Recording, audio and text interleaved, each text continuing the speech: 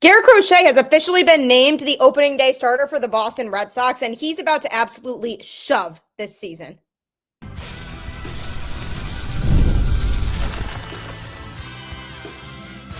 You are Locked On Red Sox, your daily Boston Red Sox podcast.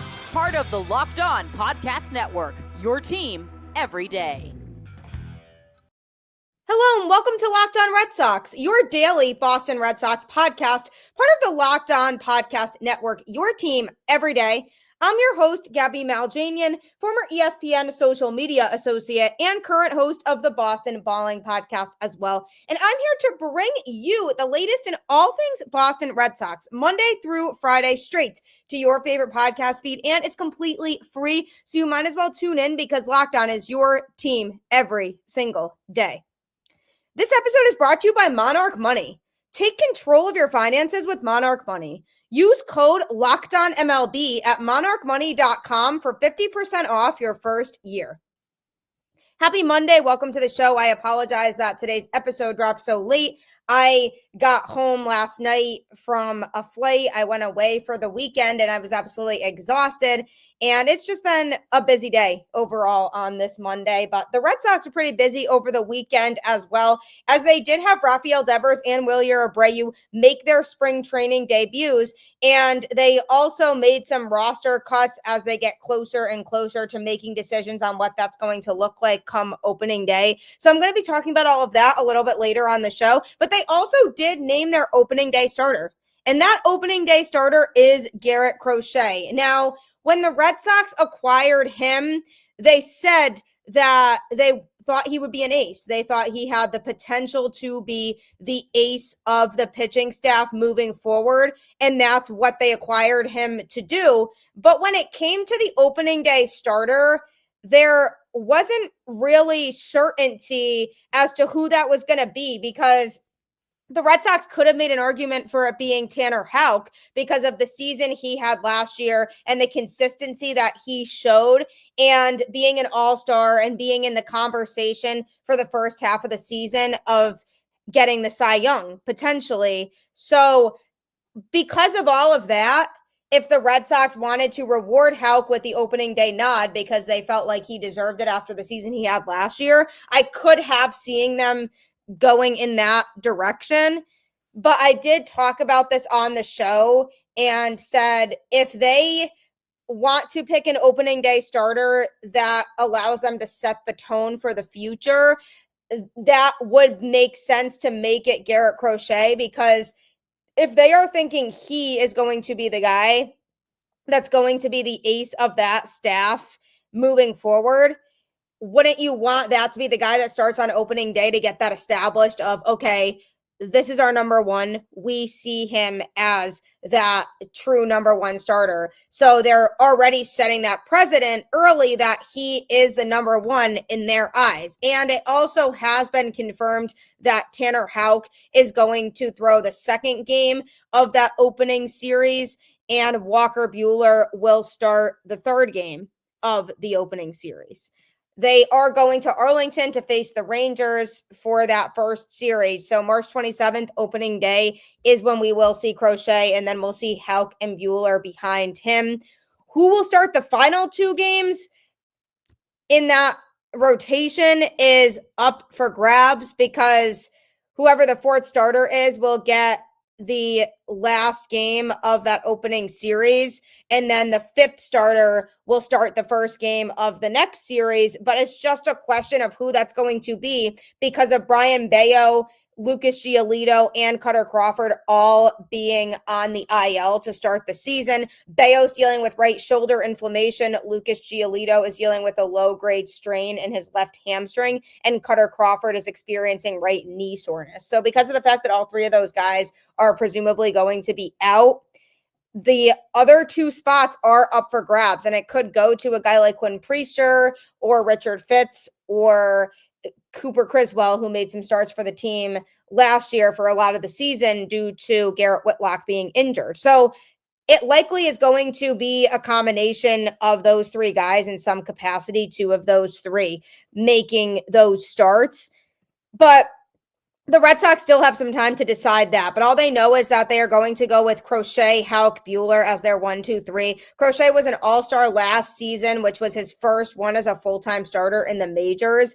This will be his second opening day start after he drew that honor for the White Sox last year. He's really excited to do it because he acknowledged that he really had to earn it this year with the Red Sox because there are some really talented arms on the pitching staff that he's excited to throw with and be around. So he acknowledged that he didn't just get that spot and was given the opening day starter role. That was something that had to come with him pitching well during the spring to lead the Red Sox to make that decision. Tanner Houck became Boston's ace on a mostly young pitching staff last season, and he did take a team-first attitude when Alex Cora spoke to him about Crochet starting the first game. Cora said, I talked to Tanner. He was our best starter last year. He was an all-star. He just said, give me the ball whenever. So that shows that Houck is selfless, and he wants to do his best for the team, and he's not going to be selfish and say, the Red Sox should have made me the opening day starter because they feel like Crochet is the one who is going to help the Red Sox to win on opening day. So he said, whenever you need me to throw, I'll throw. And that's the type of attitude we like. What exactly went into Cora's decision to give Crochet the opening day nod? He said it's just who Crochet is. His stuff is big. There's a reason we got him here. We envision him as a true number one, to be determined, right? Kind of, but we truly believe with where we are as an organization and what he represents, it will be good for him to make the first pitch of the season. So, like I had said, a lot of what went into it was due to the fact that they see him as the future ace of the staff. So they want to kind of set that precedent now. And Alex Cora feels like he has that ability. So they want to get that situation under wraps now by saying, okay, Garrett Crochet is our number one. He's our go-to. The 25-year-old Crochet is a centerpiece of a Red Sox team that loaded up over the offseason with the idea of getting to the playoffs for the first time since 2021. Crochet will try to start the momentum with a strong performance in that first game in Arlington. He said, my first start happens to be opening day, and I'm really excited about that. And I hope to shoulder all the responsibilities that come with it with pride and just lead this team. He's just very excited to go out there and throw hard and give the Red Sox a really good opening day performance, whether it's opening day or it's the middle of July. He wants to pitch well every single start, and that's what I really like about him and why I'm excited to have him in a Red Sox uniform. While Alex Cora knew about Crochet's repertoire long before the trade happened this offseason, he has learned that his new ace is a certified baseball rat, because he just is constantly thinking about it and constantly wanting to get better. He said, I love talking ball. It's nice having teammates that love to do it as well.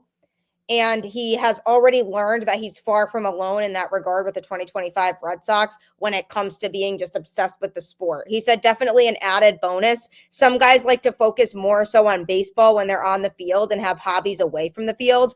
I don't have any hobbies. This is my hobby, my job. It's all I think about. I love thinking about it. And that's dedication. I mean, if he's constantly thinking about baseball, then that shows that he's hungry and wants to win.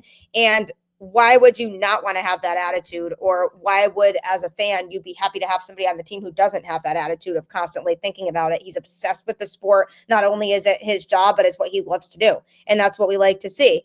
But he has had a good spring, too, so far. He has not allowed a run over his first 3 starts, walking 5 batters, but striking out 14 in 6 1/3 innings. He's set to make 2 more starts before that March 27th start in Texas. So he has looked very good, and he's generated tons of swings and misses so far during the course of his time in the spring and really getting a feel for what it's like to be part of the Boston Red Sox. And he's going out there and he's just absolutely shoving. And if I'm a Red Sox fan, I'm super excited about that because this is a guy here that we see as a really special piece to the puzzle, and he's showing it. He has an 18.3 Ks per 9 ratio this spring, which is nuts. That's just basically impossible to maintain for the entirety of the season. But even just showing that he's generating that many swings and misses just shows likely the kind of pitcher that he's going to be for the Red Sox this year. And you want guys who are going to generate swings and misses. The Red Sox, as a pitching staff, struggled with that last year to really get those strikeouts, and it led to them being pulled earlier from starts. And one thing I was looking out for with Crochet, because he did in his first start run into some trouble with traffic on the bases, I was watching to see how many walks he would let up.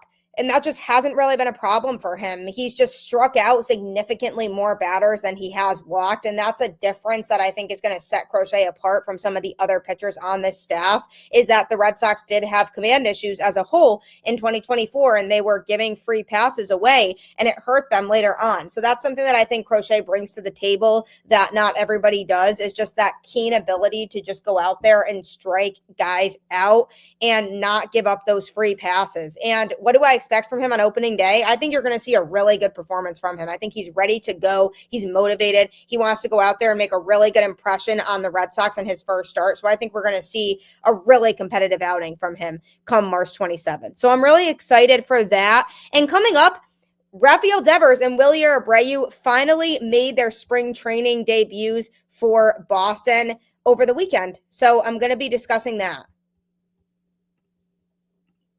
We're looking for a snack that's both delicious and nutritious? Crack into a good source of protein with Wonderful Pistachios. Wonderful Pistachios is one of the highest protein nuts. Each 1 ounce serving has 6 grams of protein, giving you over 10% of your daily value. Plus, they're packed with fiber and better for you unsaturated fats to help keep you feeling fuller longer. Personally, I love the no shells variety. It's the perfect grab and go snack for busy days. Whether I'm snacking at my desk, on a road trip, or just need a quick protein boost, they're always my go-to. And if you love cracking open every shell for that satisfying crunch, the in-shell options are a classic favorite. Get snacking and get cracking with the snack that packs a protein punch. Visit wonderfulpistachios.com to learn more. My mom buys these all the time at the store, and she literally always talks about them because they're addicting. So I highly encourage you to pick up some of your own because you will not be disappointed. Ever check your bank account and wonder, where did all my money go? Between dining out, online shopping, and entertainment, it's easy to lose track. That's where Monarch Money comes in. Your personal CFO, giving you full visibility and control over your finances. Monarch Money isn't just a budgeting app. It's a complete financial command center. You can track all your accounts, investments, and spending in one place, so you stop just managing your money and start building wealth.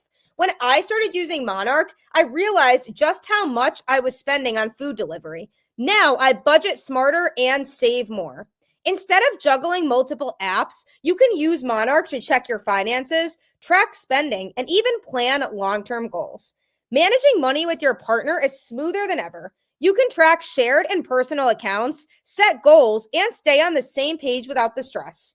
Take control of your finances with Monarch Money. Use code LOCKEDONMLB at monarchmoney.com for 50% off your first year. That's monarchmoney.com, code LOCKEDONMLB for half off your first year. It's always a good idea to make sure you're keeping track of your finances. And if you're looking for a way to make sure you're 100% staying organized in that way, look no further than Monarch Money, because when I tell you it will save your life, I really do mean it will. So don't hesitate to waste another second, but to download the app as you're listening to this episode and as you look forward to Garrett Crochet starting on opening day. Speaking of opening day, we are so close to it. I cannot wait. And while we start to think about the roster, we think about the key pieces that have contributed to this Red Sox team and will be big contributors hopefully in 2025. And two of those pieces are Rafael Devers and Wilyer Abreu, both of which made their spring training debuts over the weekend on Saturday. And that was very exciting for the Red Sox because they had been waiting for those two guys to get into spring training games, and they finally did. The Red Sox did lose 7-3 against the Braves on Saturday, with Chris Sale ironically getting the win for the Braves, going 6 innings, giving up 4 hits and 2 earned runs while striking out 9 and walking 1. So that was just a dominant Chris Sale performance. I mean, he's carrying over a lot of what he did last year in Atlanta. So that was good for him to be able to continue to stay healthy and pitch well. But Devers and Abreu both got into the game. So the big question was, where was Devers going to play when he made his first spring training outing? And for him, because of the fact that third base was his position prior to them getting Alex Bregman and him kind of dictating earlier on in the offseason that he wanted to play third and that's his position, there was a big question mark surrounding what they were going to do with him. So in his first spring training game, he served as the designated hitter, and he went 0 for 3 with a strikeout, a fly out to center, and a ground out into a force out. So him starting at DH doesn't necessarily mean that he won't start the season at third. Part of that could be because the Red Sox wanted to just ease him back into it because he hadn't played in a spring training game yet. So they wanted to make sure that he's able to go out there and still be able to keep up offensively before they put him back at third base. 0 for 3 is definitely tough, but again, it was his first game that he played in. So try not to read too much into that. But it is an interesting note to think about the fact that they had Bregman play third base that day and Devers DH'd. So it really makes you wonder if that's what it's going to look like come opening day. The Red Sox still have not confirmed anything for sure in regards to that.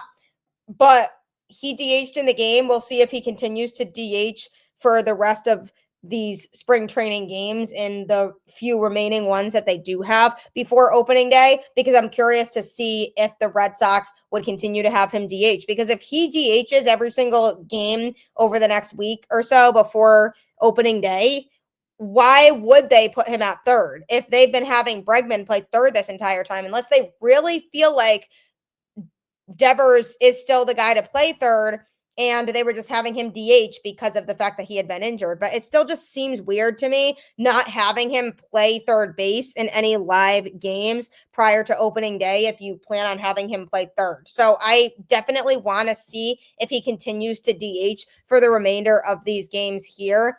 But that's how things went for him. Not the best day offensively. Abreu played 5 innings in right field, and he grounded out and lined out to first in 2 at-bats. So he obviously didn't have a great day offensively either. But again, both of these guys, it was their first spring training game that they played in this year. Abreu playing in right makes sense. That is most likely where he would play to start the season. So I feel like the Red Sox are hopeful of getting him back in there for opening day. And the fact that he played in the game hopefully means that he is ready and that he starts to get going again and isn't super rusty come opening day in a way that it pushes back his development and his progress from what we saw from him last year. So not a great day offensively for either of those guys, but Alex Cora was pleased with the at-bats from both players and said each will play on the backfields to get extra at-bats and then continue to return to the lineup. So essentially, after the game on Saturday, he was just talking about them taking a day to play on the backfields just to get those extra at-bats and then having them return to the lineup today, because he needs to try to make sure that he's not pushing them too hard now since they are coming back from these injuries / health problems. So he wants to make sure that they're 100% good to go. Alex Cora said the adrenaline comes into play, and we have talked about it. Devers has been good in the backfields. Sometimes he's not happy with the results. You concentrate more on the little things, on the details of your swing and your takes and all that. In the big field, you compete. And I think 2 weeks of competition is going to benefit him. I had no doubt he was going to be ready for Texas.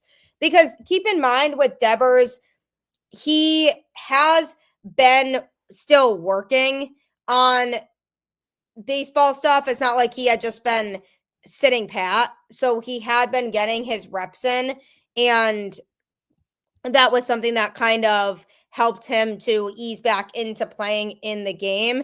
he had built up repetition swinging after the offseason of rehabbing, and he had appeared in several minor league games and live batting practices. So it's not like he just went from doing nothing to playing in the game. So that was good to know. And as for Abreu, he appeared in his first game after dealing with the virus all spring. Even after the virus subsided, his lab work came back with elevated levels of the virus still in his system until this week when he was finally cleared to play. Cora did say he was getting worried that Abreu might miss the start of the season, but is now more optimistic that he'll be ready for Texas. He said felt really good to be out there, feel really excited to be back out there. So Abreu feels generally good and didn't feel like he was in any sort of pain. He said, I think I'll need more reps, but I think I'll be ready for opening day. It's really important for Abreu to face big league pitching, but more importantly, to get his timing down at the plate. And because of that, he played a minor league game yesterday. So the Red Sox are just really focusing on him getting those reps so that he can catch back up offensively. Alex Cora did say we know what he brings to the equation, not only defensively, but offensively. It's a left-handed bat that can impact the ball. But he worked on a few things in the offseason now. Hopefully it can translate in the upcoming weeks, and then we'll decide what to do. Abreu did lose weight during the illness, but said he feels good now and is focused on the future.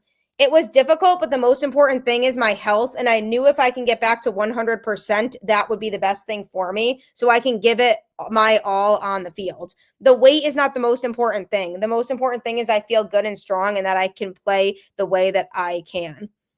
He feels good generally. He feels like he might be back at a level in which he can consistently play. Again, the Red Sox are trying to be careful when it comes to him so that he doesn't run into another issue, and that as long as he's feeling good, then they will put him on that roster come opening day to start in the lineup. So I was glad to see both of those guys out there. Obviously, they didn't have super productive games at the plate, but it is definitely promising that they both were able to get into the game, because when it comes to the worry about them missing opening day, that may no longer be the case since they both were able to get out there and make a mark. But the storyline moving forward when it comes to these two is going to be where do they play and what other roster decisions end up being made. Because if they have Devers DH and they have Alex Bregman play third, then who is going to be the starting second baseman? Or do they trust that Bregman can make a really easy transition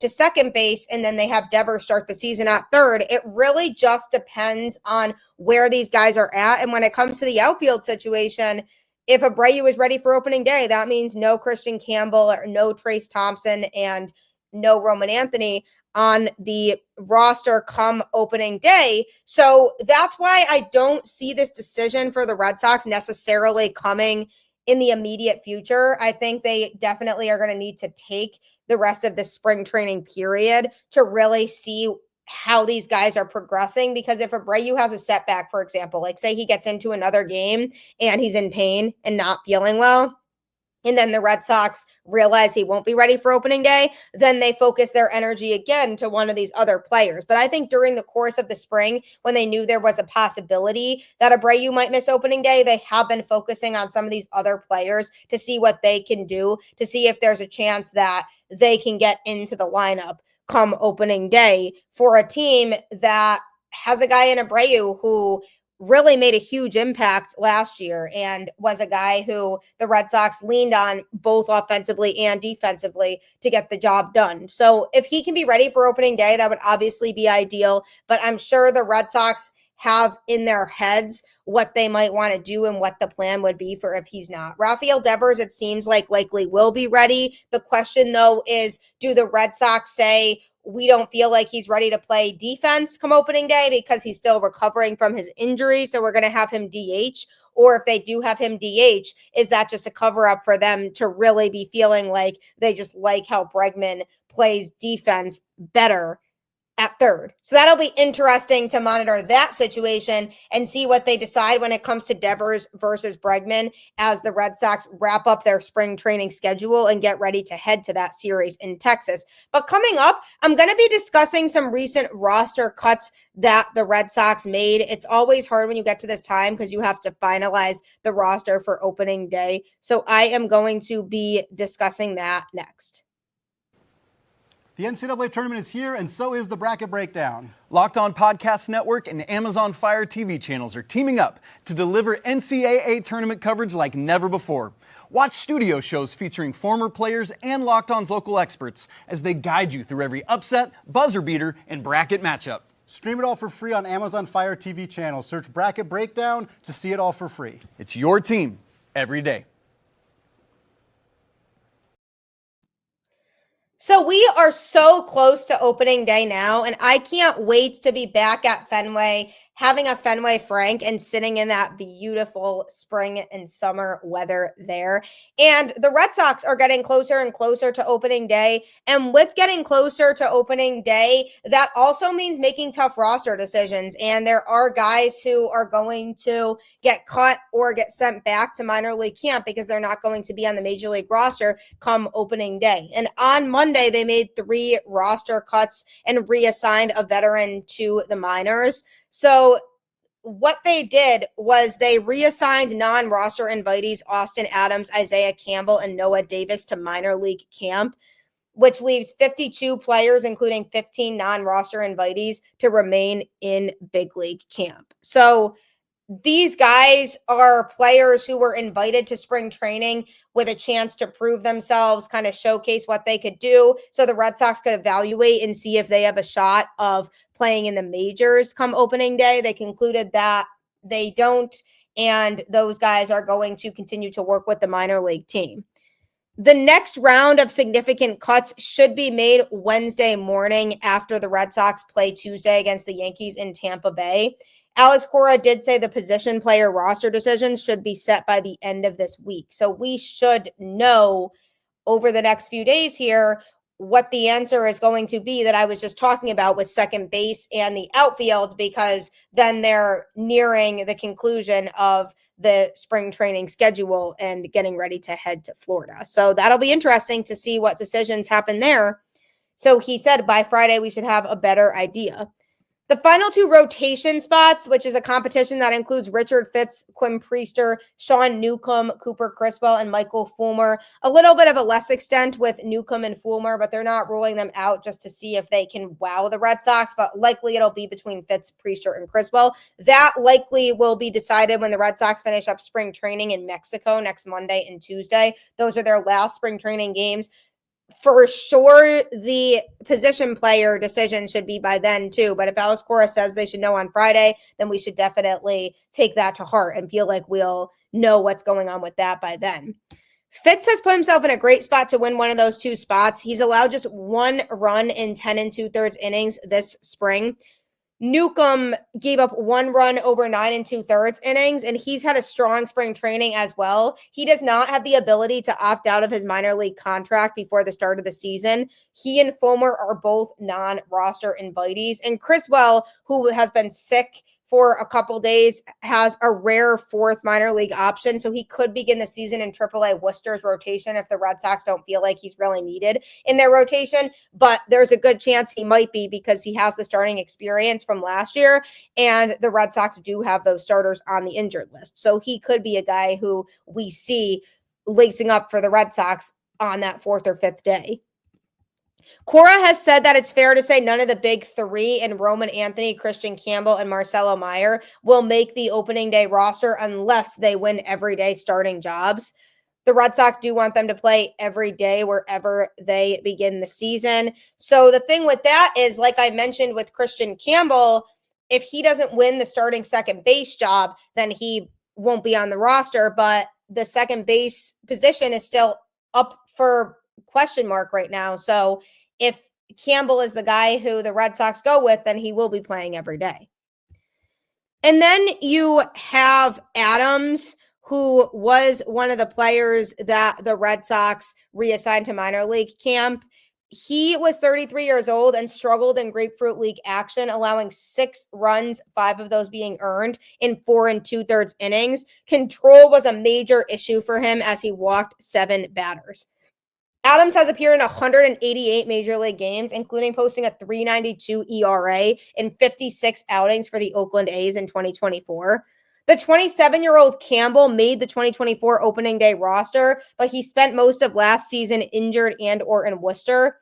Boston DFA'd him on November 19th and then non-tendered him. He re-signed with Boston on a minor league contract 3 days later and came into camp in much better shape. He was down 25 to 30 pounds from last year. And he allowed 6 runs, 10 hits, and 5 walks while striking out 3 and 5 1/3 innings in Grapefruit League action. Then there's Davis, a 27-year-old righty who allowed 5 runs, 7 hits, and 1 walk while striking out 9 and 9 1/3 innings of Grapefruit League action. He has appeared in 18 major league games, making 6 starts. So essentially, there was reason to assign all 3 of them to minor league camp because they all had struggled during their course of the time in spring training. And the Red Sox are at the point now where they want to win games, and they are going to try to weed out the guys who are struggling and the guys who they don't feel are ready to be on the major league team come opening day. And I really like that. As much as it's hard to make those types of decisions, you really do have to when it comes to ironing out your roster and putting forth the best team that you can to be ready to win games come opening day. And these were all players who the Red Sox wanted to give a shot. Campbell did make some relief appearances for the Red Sox last season, but really struggled a lot. And when he wasn't struggling in the majors, he was down in AAA or injured. So we didn't get to see a lot of him. But from what we did see, people wanted nothing to do with him on the major league roster. So I think the Red Sox wanted to maybe give him one more shot just to see if he could stay healthy. And if he was healthy, if he would pitch better. So they did that, and the experiment did not really work. And now the Red Sox are having him play in the minors. So we'll have to see what happens when it comes to the starting rotation and the guys that are still up for grabs there. Like Alex Cora said, we should know here in the coming days what the finalized opening day roster will look like and who's going to be out there contributing, where Devers is going to play, where Bregman is going to play, who's going to play second base. All of those looming questions should be getting answered by the end of this week. So be sure to keep tuning into Locked On Red Sox as I go through all of these moves and prepare you for what the roster is going to look like, as I'll be doing an in-depth roster breakdown later this week. So I do appreciate you tuning into Locked On Red Sox and making it your first listen today. Make sure to next check out Locked On Fantasy Baseball with hosts Dominic Martino and Matthew One. MLB Fantasy Draft season is here. Be the most informed fan and set yourself up for a league win. Find Locked On Fantasy Baseball on YouTube or wherever you listen to podcasts. I really do appreciate you continuing to support Locked On Red Sox and getting really excited for opening day with me because it is so close. So like I always say, keep the faith, go Red Sox, and I'll catch you on the flip side.